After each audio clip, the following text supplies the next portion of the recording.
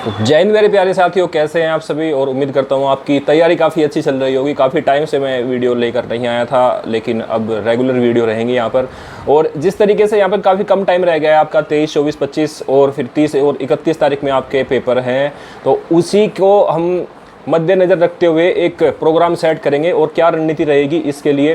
तो दोस्तों, वीडियो ना डालने का कारण सबसे पहले तो ये था कि भाई मैं उत्तर प्रदेश पुलिस में जो गेम हुए थे वो खेलने गया था और वहाँ पर मुझे सेकंड प्लेस मिली है। और अब मैं यूपी पुलिस गेम यानी कि यूपी पुलिस टीम का हिस्सा हूँ जो गेम खेलने जाएंगी इंडिया पुलिस के लिए। और इंडिया पुलिस में यदि वहाँ पे मेडल पड़ता है तो वहाँ पर फिर प्रमोशन होने के पूरे चांस रहते हैं।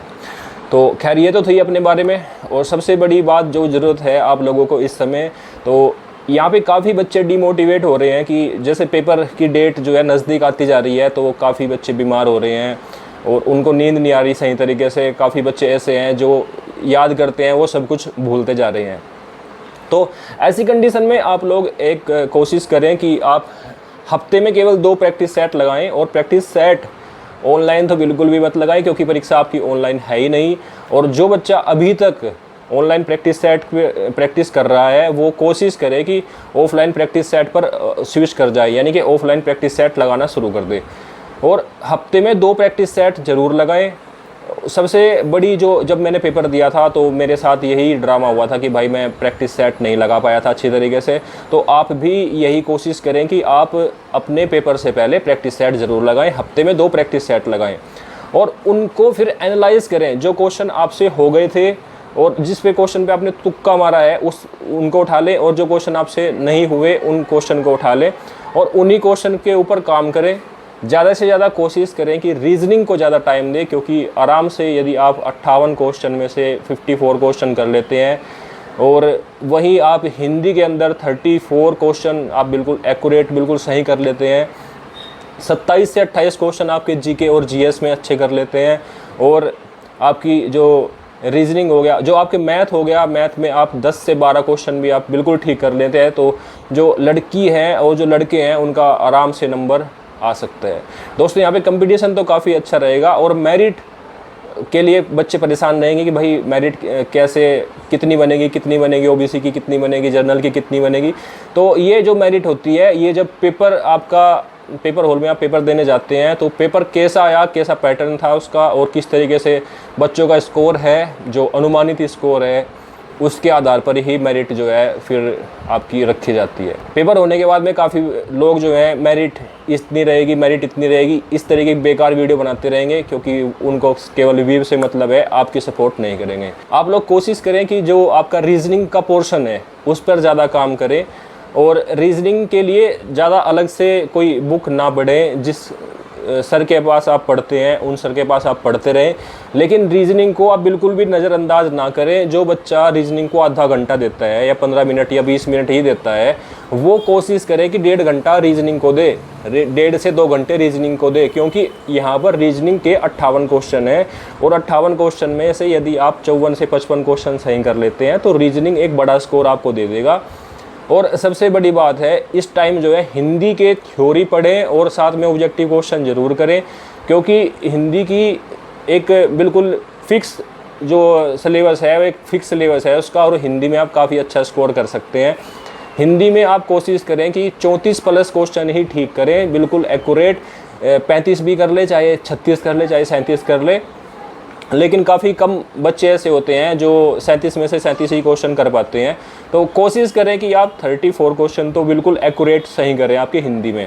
और जो आपका मैथ का पोर्शन है, मैथ के पोर्शन में काफ़ी लड़की ऐसी हैं जिनके अभी भी 7 से 8 क्वेश्चन ही बनते हैं, तो वो बिल्कुल भी मत घबराए। आप कोशिश करें कि रीजनिंग का पोर्शन ज़्यादा स्ट्रॉन्ग करें और मैथ में भी आप स्ट्रॉन्ग ज़रूर करें, क्योंकि 23 से 24 क्वेश्चन आते हैं मैथ के। तो मैथ में यदि आप 8 से 9 क्वेश्चन जो लड़कियां हैं वो सही कर लेती हैं, और जो मेरे भाई हैं बॉयज़ हैं वो आराम से 13 से 14 क्वेश्चन बिल्कुल ठीक कर लेते हैं, तो काफ़ी अच्छा स्कोर आपका बन जाएगा। काफ़ी कम बच्चे ऐसे हैं जिनको ये नॉलेज है कि भाई रीजनिंग के इतना बड़ा पोर्शन है, 58 क्वेश्चन आते हैं। जब हम लोग परीक्षा दे रहे थे तो हमें भी कम ही पता था कि भाई रीजनिंग का इतना बड़ा पोर्शन रहता है, लेकिन जब पेपर एनालाइज किया हमने बाद में देखा तो फिर रीजनिंग का एक ज़्यादा एडवांटेज था, जब आपकी जो ये भर्ती की पहला पेपर था जो लीक हो गया था, तो उसमें भी अगर आप देखेंगे तो 58 क्वेश्चन रीजनिंग के थे। यदि किसी बच्चे को डाउट हो तो वो जाके देख सकता है, 57 से 58 क्वेश्चन रीजनिंग के थे। उसमें सरलीकरण के बहुत सारे क्वेश्चन थे, और कुछ लोगों को ये लगेगा कि भाई मैथ के भी क्वेश्चन है, तो मैथ और रीजनिंग को मिक्स कर रखा था। तो इस तरीके से मैंने एक कैलकुलेशन की थी कि 58 क्वेश्चन आपके थे, और आप रीजनिंग के अंदर 54 से 55 क्वेश्चन आराम से कर सकते हैं, जिसका मैथ का और रीजनिंग का पोर्शन काफ़ी स्ट्रॉन्ग है। लेकिन जिसका वीक है वो भी यहाँ पे अपना हार्ड लक मजबूत कर सकता है। तो ये तो थी रीजनिंग के बारे में बात। और हिंदी के बारे में तो दोस्तों यही है कि हिंदी जितने भी आपके चैप्टर है, थ्योरी पढ़ें, उसके बाद में ऑब्जेक्टिव करें, ज़्यादा से ज़्यादा ऑब्जेक्टिव क्वेश्चन करने की कोशिश करें हिंदी के अंदर, और कंपटीशन में ज़रूर बैठें। यदि आप कोचिंग सेंटर में पढ़ रहे हैं, किसी भी कोचिंग सेंटर में पढ़ रहे हैं, तो वहाँ के कोचिंग सेंटर के अंदर प्रैक्टिस सेट ज़रूर लगाएं। यदि आपके वो टीचर हफ्ते में केवल एक ही प्रैक्टिस सेट करवाते हैं, तो आप कोशिश करें खुद से टाइम लगा के, टाइम सेट करके 2 घंटे का आप प्रैक्टिस सेट करें, उससे बेनिफिट आपको ज़्यादा होगा। उस प्रैक्टिस सेट करने का बेनिफिट इतना रहेगा कि जिस बच्चे का स्कोर 85 से 90 क्वेश्चन के बीच में चल रहा है, वो आराम से 100-102 क्वेश्चन आराम से वहाँ परीक्षा हॉल में कर सकता है। और जिस बच्चे का जो स्कोर है वो 100-105 के आसपास चल रहा है, वो आराम से 115-120 के आसपास पहुंच सकता है। और जो इससे अबव के जो बच्चे हैं वो तो भाई एडवांस लेवल है, उनकी तैयारी काफ़ी अच्छी चल रही है, ठीक है। वो इसी को रिवाइज़ करते रहें, बार बार रिवाइज़ करते रहें, तो उससे क्या होगा, उनका जो स्कोर है वो 130-135 के आसपास भी जा सकता है। लेकिन जो बच्चा अभी भी 60-70 क्वेश्चन पर ही अटका हुआ है, उनके लिए बेनिफिट यही है कि रीजनिंग की तरफ ज़्यादा ध्यान दे, हिंदी की तरफ ज़्यादा ध्यान दे, और जीके जीएस पर ज़्यादा ध्यान दे। अगर उनको लग रहा है कि भाई मैथ मेरा वीक है, तो मैथ के अंदर आप 5 से 7 क्वेश्चन कर लें, तब भी आप मेरिट के अंदर अपना स्थान पक्का कर सकते हैं।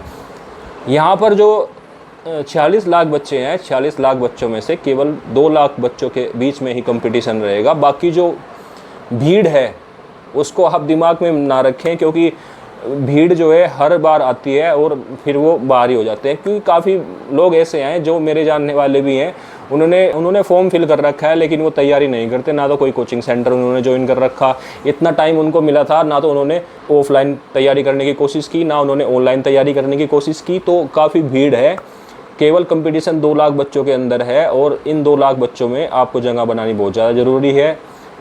लगभग आपके 1,80,000 के आसपास बच्चों की मेरिट लगेगी, और उसके बाद में फिर उनको फिजिकल और DVPST के लिए बुलाया जाएगा।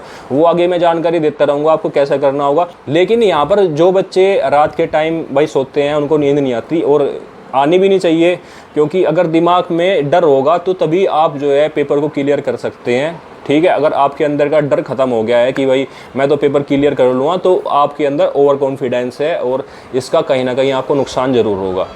तो काफ़ी बच्चे ऐसे हैं जो इस टाइम बीमार पड़ रहे हैं, किसी को बुखार हो रहा है, और कोई अभी रिश्तेदारी में जा रहा है, कोई इधर उधर घूमता फिर रहा है।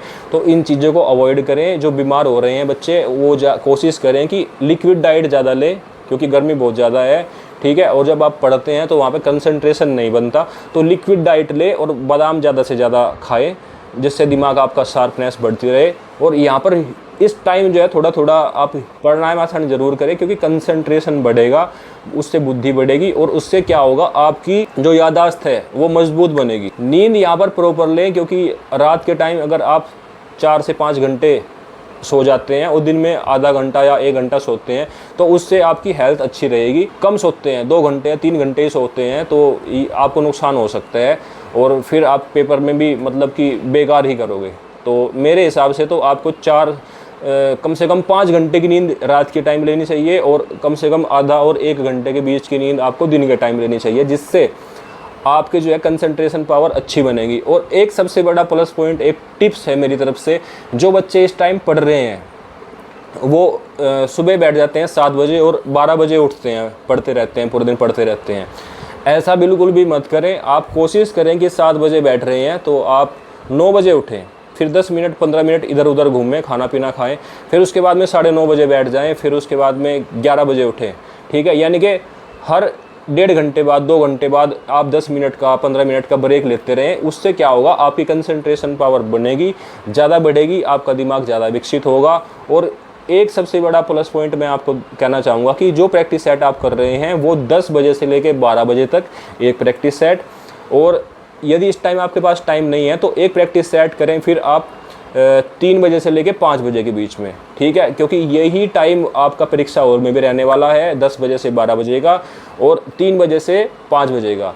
तो इस तरीके से आप यहाँ पर प्रैक्टिस सेट करें, क्योंकि जब परीक्षा हॉल में आप बैठेंगे तो वहाँ पे टाइम का पता नहीं चलेगा किस तरीके से कहाँ चला गया। हालांकि कुछ बात ऐसी हो रही है कि भाई परीक्षा हॉल में घड़ी लगवाने की अपील कर रहे हैं विवेक सर और एग्ज़ामपुर वाले, और भी लोग हैं।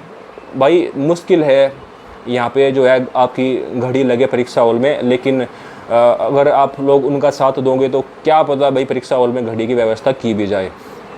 तो ये तो थी आज इस परीक्षा के बारे में। यदि किसी बच्चे का अभी भी कोई डाउट हो तो भाई जल्दी से जल्दी कमेंट ज़रूर करना, क्योंकि मैं सपोर्ट करने की कोशिश करूँगा उसको, और परीक्षा में यहाँ पे आपके ज़्यादा से ज़्यादा स्कोर बने, और यही मेरा प्रयास रहेगा। लगातार वीडियो आती रहेंगी मेरी। अपना ध्यान रखें, अपने स्वास्थ्य का ध्यान ज़रूर रखें और तैयारी अच्छी रखें। बार बार रिवाइज करते रहें वही टॉपिक जो आपका स्ट्रॉन्ग है, और जो आपका वीक है उसको थोड़ा थोड़ा करते रहें, और जो आपका बिल्कुल ही वीक है उसको भाई इस टाइम बिल्कुल अवॉइड करके चलें, क्योंकि वो आपके समझ में नहीं आने का। लेकिन जो आपका थोड़ा सा कमज़ोर है उसको आप रिवाइज करें तो वो आपकी हो सकता है समझ में आ जाए। आप कमेंट सेक्शन में कमेंट ज़रूर करें, मैं आपकी हेल्प ज़रूर करूँगा। मिलते हैं नेक्स्ट वीडियो में, तब तक के लिए जय हिंद।